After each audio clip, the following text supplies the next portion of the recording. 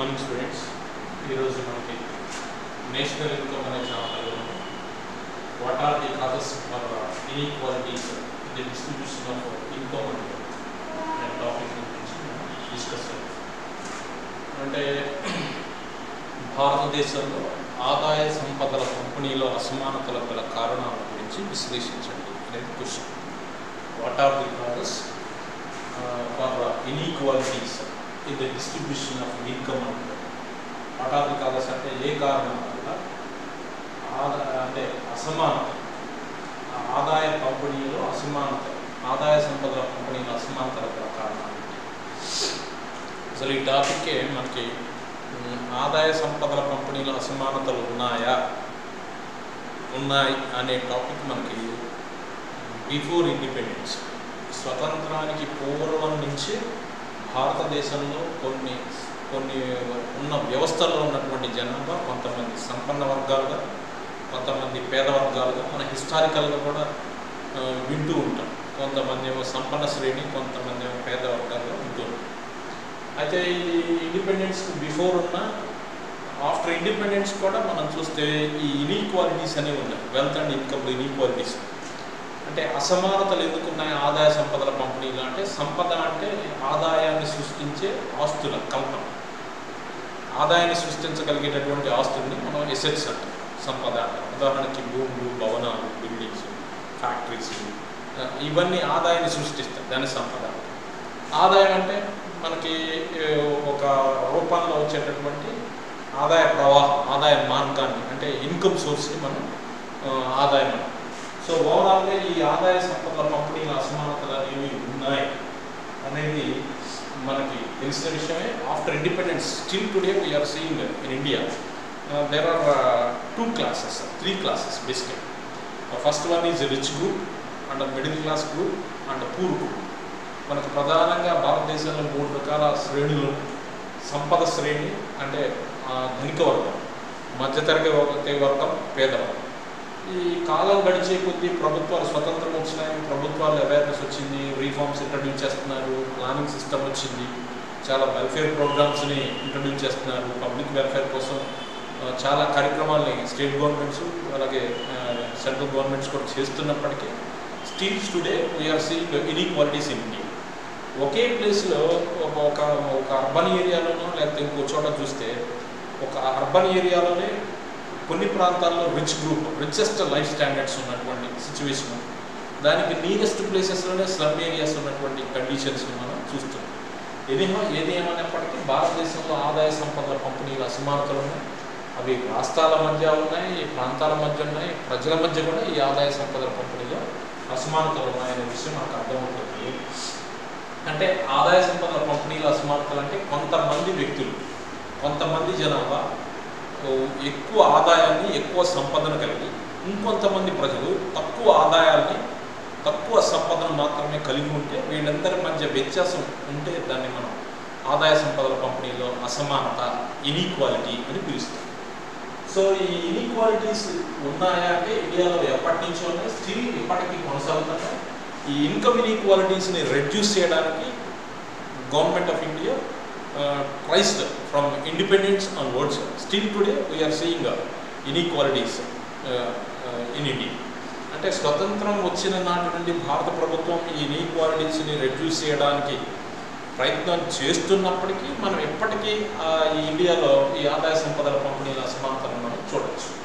ఇవి ఎలా ఉన్నాయి ఏంటి అనేది మనం చూస్తే కనుక ఈ ఆర్బీఐ వాళ్ళు కానీ, రిజర్వ్ బ్యాంక్ ఆఫ్ ఇండియా వాళ్ళు కానీ, అయ్యంగార్ అండ్ ముఖర్జీ అనే వ్యక్తులు, ఎకనామిస్ట్ యొక్క అనాలిసిస్ కానీ, ఇంకా డిఫరెంట్ ఇన్స్టిట్యూషన్స్, డిఫరెంట్ ఆర్గనైజేషన్స్ ఈ ఇన్ఈక్వాలిటీస్ని వాళ్ళ వర్షన్స్లో మనకి ఒక పిక్చరైజేషన్, ఒక క్లియర్ అండర్స్టాండింగ్ కోసం మనకి కొంత ఇన్ఫర్మేషన్ ఇచ్చినారు. ఇక్కడ ఈ అయ్యంగార్ అండ్ ముఖర్జీ ఆర్బీఐ వాళ్ళ రిపోర్ట్ ప్రకారం ఇండియాలో ఉన్నటువంటి పాపులేషన్లో top 10% of rich population group are having 25 to 28% of income అంటే ధనిక శ్రేణి వర్గం, అంటే ధనికులుగా ఉన్నటువంటి 10% మంది జనాభా దగ్గర 25 నుంచి 28% వరకు ఆదాయము, సంపద లొకేట్ అయింది, వాళ్ళ దగ్గర కాన్సన్ట్రేట్ అయింది అని చెప్తున్నారు. అలాగే మనకి ఈ ఎన్సిఏఆర్ అంటే national council for applied economic research. ఈ ఇన్స్టిట్యూట్ వాళ్ళు దీన్ని మనం NCAER national council for applied economic research. వీళ్ళేం చెప్తున్నారు, బాటంలో ఉన్నటువంటి 20% అంటే కింద ఉన్నటువంటి పేద వర్గం ఎవరైతే ఉన్నారో కింద ఉన్నటువంటి జనాభా 20% మంది దగ్గర కేవలం 8 నుంచి 9% మాత్రమే ఆదాయ సంపదలు కేటాయి. అంటే ధనిక శ్రేణి వర్గం 10% మంది దగ్గరేమో 25 నుంచి 28% ఈ వెల్త్ ఇన్కమ్ లొకేట్ అయితే కింద ఉన్న 20% మంది దగ్గర కేవలం 8 to 9% వెల్త్ అసెట్స్ లొకేట్ అయ్యాయి. మనకి రీఫార్మ్స్ వచ్చినాయి 1991లో న్యూ ఎకనామిక్ రీఫార్మ్స్ వచ్చినాయి. ఈ పోస్ట్ రీఫార్మ్ పీరియడ్ అలాగే ఆఫ్టర్ రీఫార్మ్ పీరియడ్ చూసిన ఇన్ఈక్వాలిటీస్ అనేవి ఇంకా ఎక్స్పాండ్ అయినాయి తప్ప రెడ్యూస్ అయ్యేటటువంటి ఆపర్చునిటీ లేదు. బికాస్ ఎందుకంటే ఈ రిచ్ గ్రూప్ అనేవాళ్ళు ఇండస్ట్రియల్ గ్రూప్ అనేవాళ్ళు ఎవరైతే ఉన్నారో వాళ్ళు ఇంకా వాళ్ళ సంపదను పెంచుకోవడానికి వాళ్ళ అవకాశాలు ఇండియాలో ఎక్కువగా వాళ్ళు ఇంకా రిచెస్ట్ పర్సన్స్గా ఫామ్ అవడానికి ఎక్కువ ఆపర్చునిటీస్ ఉన్నాయి. ప్రభుత్వం వైపు నుంచి సపోర్ట్ పడాలి. ఆ కారణం వల్ల ఈ ఆఫ్టర్ న్యూ ఎకనామిక్ రీఫార్మ్స్ కూడా మనకి ఇండియాలో కొనసాగుతూనే ఉన్నాయి. ఎప్పటికీ మనం ఈ ఆదాయ సంపద పంపిణీల అసమానతలు ఉన్నాయని మనం చెప్తున్నాం. ఇండియాలో ఎప్పటికీ చూస్తే 10% ఆఫ్ ఇండస్ట్రియలైజ్డ్ ఫ్యామిలీస్ అంటే 10% పారిశ్రామిక కుటుంబాల దగ్గరే దేశంలో ఉన్న సంపదలో 60 to 70% అప్రాక్సిమేట్లీ 60% వరకు 60 నుంచి 70% వరకు వెల్త్ అనేది వాళ్ళ దగ్గర లొకేట్ అయింది. మేజర్ ఇండస్ట్రీస్ అన్నీ వాళ్ళ హ్యాండ్స్లోనే ఉన్నాయి. వాళ్ళ మొత్తం టోటల్ ఓవరాల్ ఇండియన్ మార్కెట్లో వాళ్ళే ఎక్కువ ఆక్యుపై చేస్తున్నారు. పెద్ద పెద్ద టాటా కానీ రిలయన్స్ కానీ విప్రో గ్రూప్ కానీ ఇలాంటి పెద్ద పెద్ద గ్రూపులు కానీ మనం చూస్తే కనుక వీళ్ళ దగ్గరే వీళ్ళు అన్ని ప్రొడక్ట్స్ని ప్రొడ్యూస్ చేసే ఇండస్ట్రీస్ని అన్ని సెక్టార్స్లో అన్ని ఫీల్డ్స్లో వీళ్ళు ఇండస్ట్రియలిస్టులుగా ఎదుగుతున్నారు. వాళ్ళ యొక్క వాటానే పెరుగుతుంది తప్ప కొత్త ఇండస్ట్రియలిస్టులు భారతదేశంలో ఈ మధ్యకాలంలో నోటెడ్ అయ్యే పర్సనాలిటీస్ తక్కువ మంది ఉన్నారు. ప్రపంచవ్యాప్తంగా కూడా వీళ్ళ వ్యాపారాలని వీళ్ళ ఆదాయ మార్గాలను వీళ్ళ సంపదను పెంచుకునే ప్రయత్నం ఇప్పుడు ఇండియన్ ఇండస్ట్రియలిస్టులు చేస్తున్నారు. సో ఓవరాల్గా ఏంటంటే కింద ఉన్నటువంటి పేదవర్గం దగ్గరేమో తక్కువ ఆదాయం తక్కువ సంపద లొకేట్ అయితే పైన ఉన్నటువంటి ధనిక వర్గం దగ్గర తక్కువ మంది దగ్గర ఎక్కువ ఆదాయం లొకేట్ అయి ఉండడాన్ని మనం ఆదాయ సంపద పంపిణీల అసమానతలు ఉన్నాయని ఈ ఎగ్జాంపుల్ ద్వారా మనం తెలుసుకోవడం జరిగింది. ఈ ఆదాయ సంపద పంపిణీల అసమానతలు ఇండియాలో ఎందుకు ఉన్నాయి, ఏంటి రీజన్స్ ఏంటి? కొంతమంది ఏమో అత్యాధునిక జీవన శైలిని అత్యున్నత జీవన ప్రమాణాన్ని కొన్ని కోట్ల రూపాయల ఆదాయాన్ని కొన్ని వందల వేల కోట్ల రూపాయల విలువైన ఆస్తులు కలిగి ఉంటే కొంతమంది ఏమో మినిమం నీడ్స్ని మినిమం లివింగ్ స్టాండర్డ్స్ని కూడా పొందలేకపోవడానికి రీజన్స్ ఏంటి అనేది మనం చూస్తే ఈ దేశంలో పావర్టీ, ఈ దేశంలో ఈ డ్రాస్టిక్ వేరియేషన్ అన్ని ఫీల్డ్స్ ఎడ్యుకేషన్లో కానీ వెల్త్లో కానీ అసెట్స్లో కానీ ఇన్కంలో కానీ లేకపోతే ఇంకా అన్ని లివింగ్ స్టాండర్డ్స్లో కానీ అన్నింటిలో ఈ డ్రాస్టిక్ వేరియేషన్స్ ఉన్నాయి. ఇలా ఉండడానికి గల కారణాలు ఏంటి అనేది మనం ఒకసారి అనలైజ్ చేస్తే causes of inequalities in the distribution of income అని మనం చూస్తే కారణం భారతదేశంలో ఆదాయ సంపద పంపిణీల అసమానతలు ఉండడానికి గల కారణాలు మొదటిది inequalities in the land ownership అంటే భూముల పైన హక్కును కలిగి ఉండడంలో వ్యత్యాసాలు ఉండడం. భూముల పైన హక్కును కలిగి ఉండడంలో వ్యత్యాసాలు ఉండడం అంటే బిఫోర్ ఇండిపెండెన్స్ మనకి భారతదేశం చాలా చిన్న చిన్న సంస్థానాలు ఉంటాయి. సంస్థానాల్లో తర్వాత గ్రాడ్యువల్గా చేంజ్ వచ్చేసరికి జమీందారీ సిస్టమ్ ఉంది. జమీందారుల కింద జమీందారీ, ఈనాందారీ, పటేల్ పట్వారీ ఇలాంటి వ్యవస్థలు ఉన్నాయి. వీళ్ళ కింద కొన్ని వేల ఎకరాల భూములు లొకేట్ అయ్యి ఎక్కువ మంది ప్రజలు వాళ్ళకి బౌండింగ్ అయి ఉండేవారు. సో ఓవరాల్గా ఏంటంటే ఈ ఆదాయాన్ని భూములు కలిగి ఉండడంలో వ్యత్యాసాలు ఉంటాయి. అంటే అతి తక్కువ మంది జనాభా దగ్గర ఎక్కువ భూములు లొకేట్ అయ్యి ఉంటాం. ఎక్కువ మంది పేదవాళ్ళకేమో 1 or 2 hectares లోపల భూములు కలిగి ఉంటాయి. అంటే భూమి అనేది ఒక ఆదాయ వనరు, ఎసెట్. భూమి అనేది ఏం చేస్తుంది? ఆదాయాన్ని సృష్టిస్తుంది, సంపదని సృష్టిస్తుంది. అది ఒక సంపద, దాని నుంచి ఇన్కమ్ జనరేట్ అవుతుంది. ఆ భూమిలో ఇండస్ట్రీ కట్టచ్చు, పంటలు పండించవచ్చు, ఇంకేదైనా ఇతర యాక్టివిటీస్ మనం చేయవచ్చు. ఈ భూములు కలిగి ఉండడంలో వ్యత్యాసాలు ఎందుకు ఉన్నాయి ఏంటి అనేది మనం చూస్తే భారతదేశంలో ఉన్నటువంటి ఫార్మర్స్ ఎక్కువ మంది స్మాల్ ఫార్మర్స్, మార్జినల్ ఫార్మర్స్, అలాగే టెనెంట్స్, లేకపోతే డైలీ వేజ్ లేబర్స్.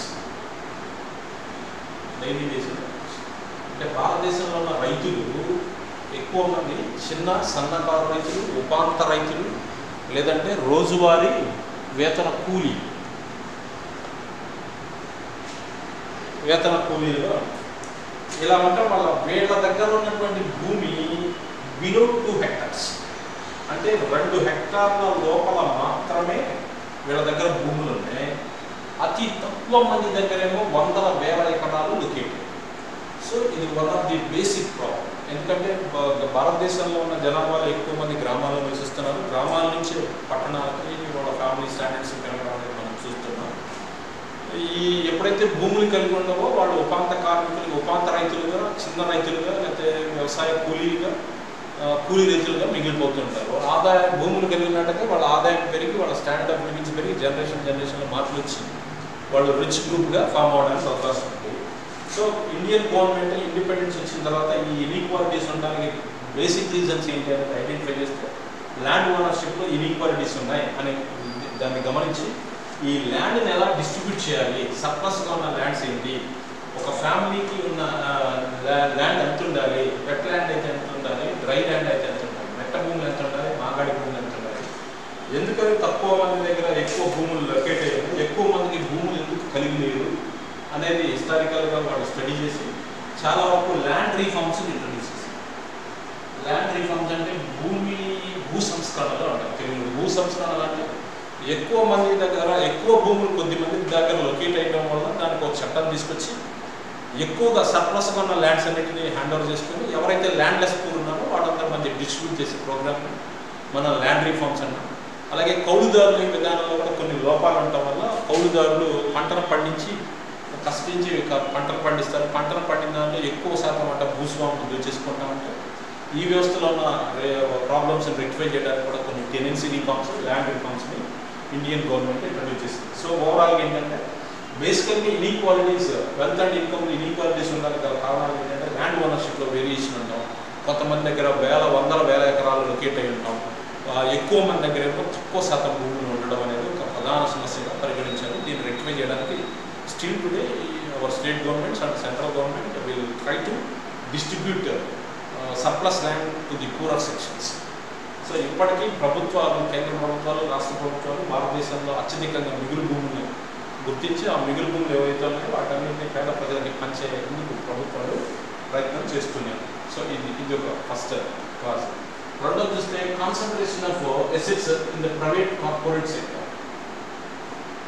ఇప్పుడు ఎక్కువ ఆస్తులు, ఎక్కువ ఆదాయాలు, ఎక్కువ పరిశ్రమలు, లేకపోతే ఎక్కువ మార్కెట్, ఎక్కువ అన్నీ ఇవి ఎవరి దగ్గర లొకేట్ ఉన్నాయంటే ప్రైవేట్ కార్పొరేట్ సెక్టర్, ప్రైవేటు పెట్టుబడిదారి వ్యక్తులు ఎవరైతే ఉన్నారో, ప్రైవేట్ వ్యక్తులు ఎవరైతే ఉన్నారో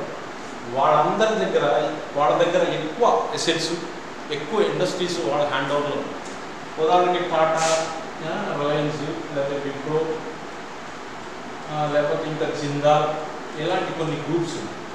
ఈ గ్రూప్స్లో వీళ్ళు ఆల్మోస్ట్ ఆల్ సాల్ట్ దగ్గర నుంచి రైల్వే వ్యాగన్స్ వరకు అన్ని ప్రొడక్షన్ వీళ్ళు ప్రొడ్యూస్ చేసి ఇండియన్ మార్కెట్లో డిస్ట్రిబ్యూట్ చేసి ప్రజల దగ్గర ఉన్నటువంటి డబ్బుని లాభాల రూపంలో గ్యాదర్ చేసుకుని వాళ్ళ అసెట్స్ని, వాళ్ళ ఇన్కమ్ స్టాండర్డ్ని, వాళ్ళ లెవెల్ని, వాళ్ళ వెల్త్ ర్యాంకుని పెంచుకుంటూ గ్రాడ్యువల్గా అప్వర్డ్ అవుతుంది.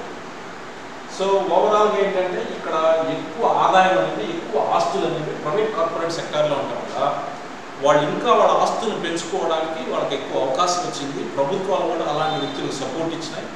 మన దేశంలో ఉన్న ఇండస్ట్రియల్ పాలసీస్ కూడా ఇలా ఇన్వెస్ట్ చేసేటటువంటి వ్యక్తులకి రెడ్ కార్పెట్ వేశారు. ఇలాంటి కారణాలన్నింటి వల్ల సో మెనీ ట్యాక్స్ ఎగ్జంప్షన్స్ ఇచ్చారు. ఇలాంటి కారణాలన్నింటి వల్ల ప్రైవేటు పారిశ్రామికవేత్తల చెప్పు చేతల్లోనే ఎక్కువ ఆస్తులు, ఎక్కువ పరిశ్రమలు, ఎక్కువ భూములు లొకేట్ అయి ఉన్నాయి.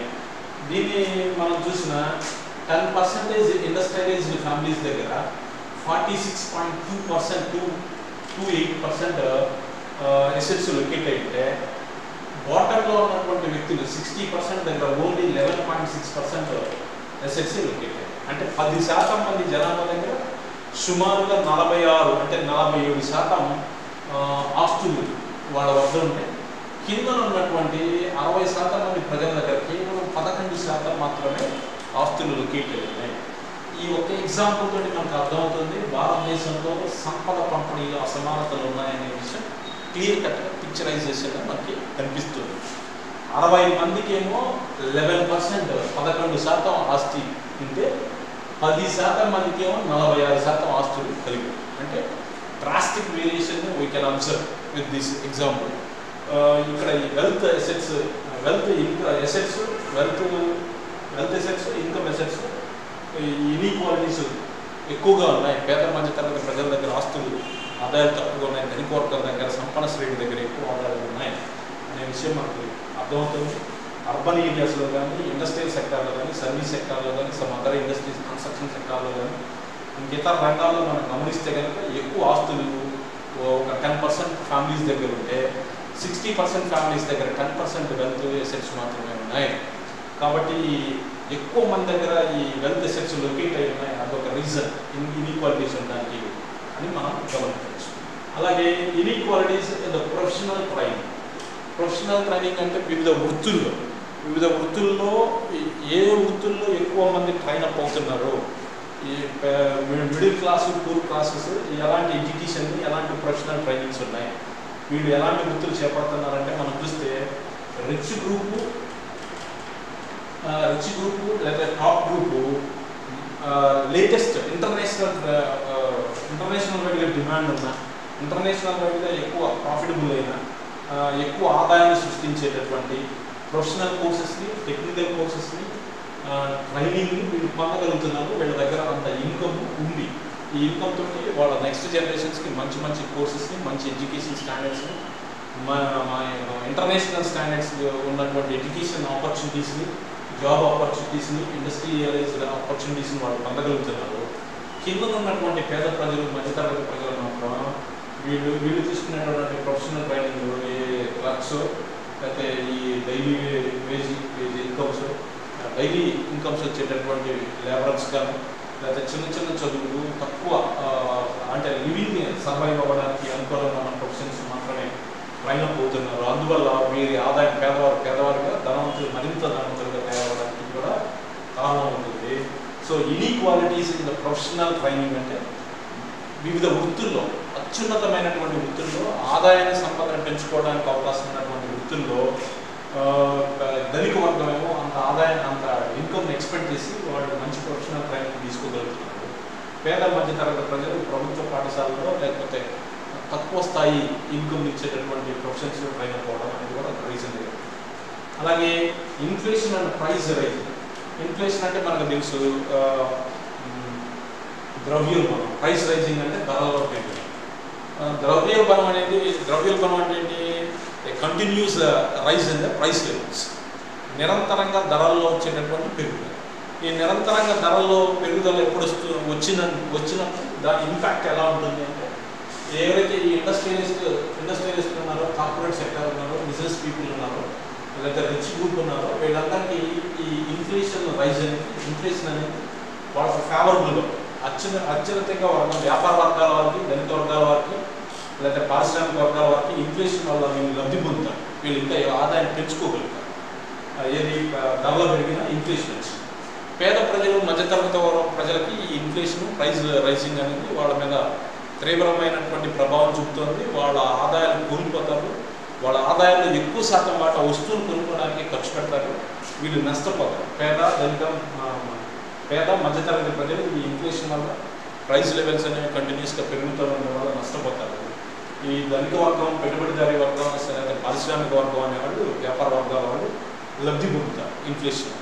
సో ఓవరాల్గా ఏంటంటే ఈ కంటిన్యూస్గా రెగ్యులర్గా ఇన్ఫ్లేషన్ అనేది రావడం, ప్రైస్ లెవెల్స్ అనేవి వాటిలో అప్ అండ్ డౌన్స్ రెగ్యులర్గా కనిపించడం, ఇలాంటి వాటన్నిటి వల్ల daily wage labourers, small income groups, వీళ్ళు ఎవరైతే ఉన్నారో poor persons, poor families, poor population వాళ్ళంతా ఇంకా మరింత పేదవాళ్ళుగా, మరింత ధనవంతులుగా తయారవడానికి ఇన్ఫ్లేషన్, ప్రైస్ లెవెల్స్ అనేవి రైజ్ అవ్వడం అనేది ఒక రీజన్గా చెప్తుంది. అలాగే ఇన్ఈక్వాలిటీస్ ఇన్ క్రెడిట్ ఫెసిలిటీస్. అంటే ఈ ఇన్ఈక్వాలిటీస్ ఇన్ క్రెడిట్ ఫెసిలిటీస్ అంటే అప్పులను ఇవ్వడంలో కూడా అప్పుల్ని ఇవ్వడంలో కానీ ప్రభుత్వం వైపు నుంచి కానీ లేకపోతే బ్యాంకింగ్ రంగం కానీ ఇంకేతర ఇండస్ట్రియలిస్ట్ అంటే పారిశ్రామిక రంగానికి ఊతమిచ్చేటటువంటి వివిధ పారిశ్రామిక రుణ సంస్థలు కానీ పారిశ్రామిక అభివృద్ధి సంస్థలు కానీ ఇచ్చే క్రెడిట్లో ఇన్ఈక్వాలిటీస్ ఈ బ్యాంకులు కానీ ఇతర ఆర్గనైజేషన్స్ కానీ ఈ ఇండస్ట్రియలిస్ట్లకి లేదా ఆల్రెడీ ఇండస్ట్రీస్ పెట్టినటువంటి వ్యక్తులకి ఎక్కువ అప్పుల్ని ఇస్తుంటారు సహజంగా.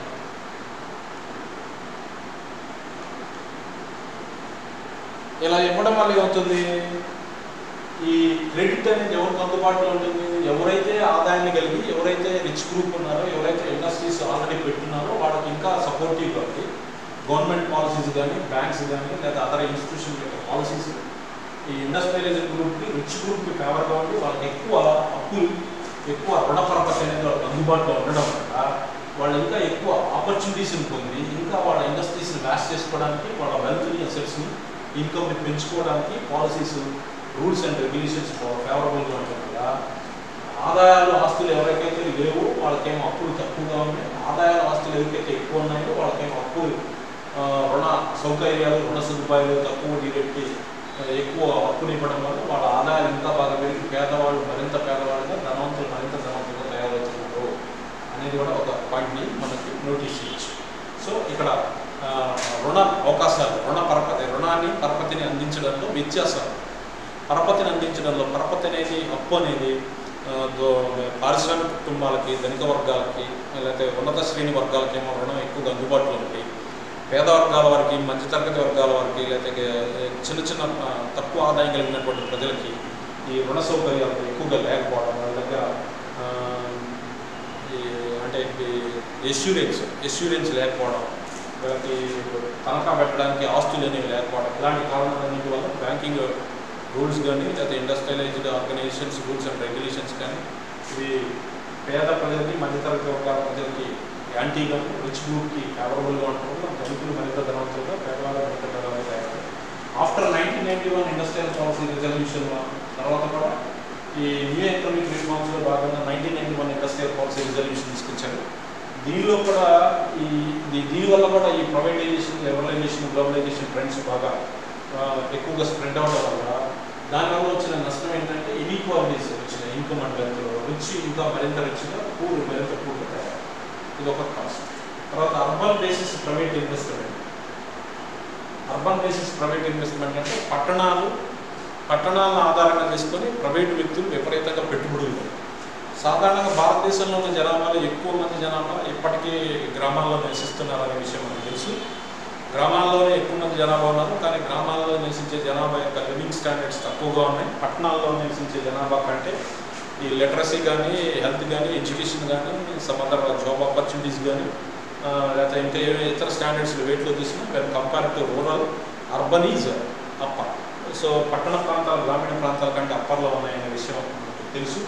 సో ప్రైవేట్ వ్యక్తులు ఎవరైతే పారిశ్రామికవేత్తలో లేదా పారిశ్రామిక కుటుంబాలకు సంబంధించిన వ్యక్తులు పట్టణాలను కేంద్రంగా చేసుకొని పట్టణాలని ఆధారంగా చేసుకొని, ఎందుకంటే పట్టణాల్లో ఇన్ఫ్రాస్ట్రక్చర్ ఫెసిలిటీస్ ఉంటాయి, రోడ్వేస్, రైల్వేస్, బ్యాంకింగ్, ఇన్సూరెన్స్, మంచి ఎఫిషియెంట్ లేబరర్స్ అవైలబుల్గా ఉంటాం, టెక్నికల్ లేబర్ స్కిల్డ్ లేబర్ అవైలబుల్గా ఉంటాం.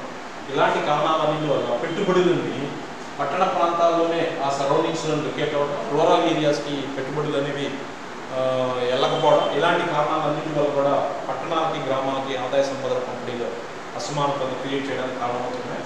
భారతదేశంలో 70% of investments are located in only urban areas.